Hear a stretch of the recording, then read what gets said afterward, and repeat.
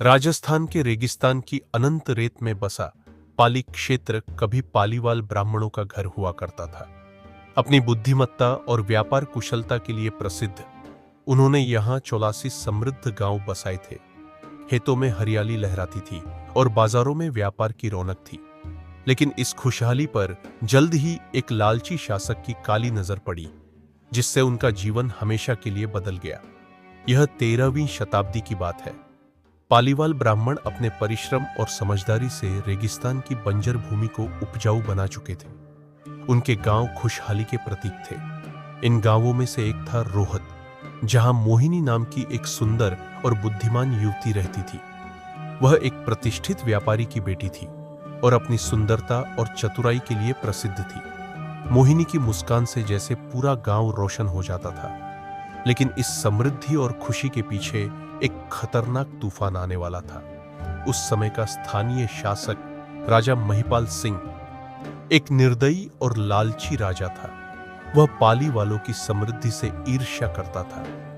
जब उसने उनकी धन संपत्ति और सुंदर मोहिनी की कहानियां सुनी, तो उसने अपने सैनिकों के माध्यम से एक फरमान जारी किया।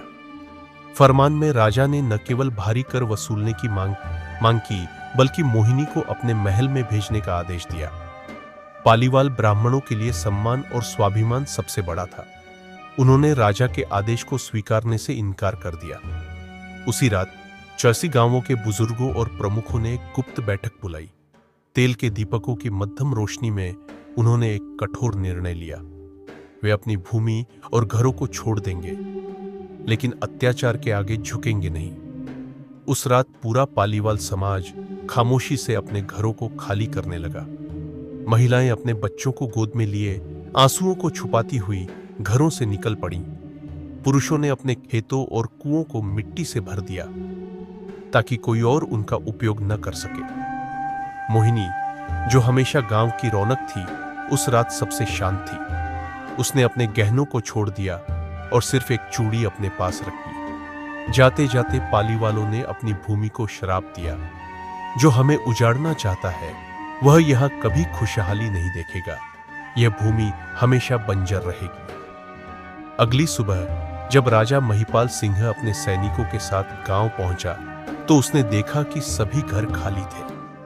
कुएं सूखे पड़े थे और चारों ओर सन्नाटा छाया था। राजा ने आदेश दिया कि पाली वालों की खोज की जाए, लेकिन वे ऐसे गायब हुए जैसे रेत में पानी।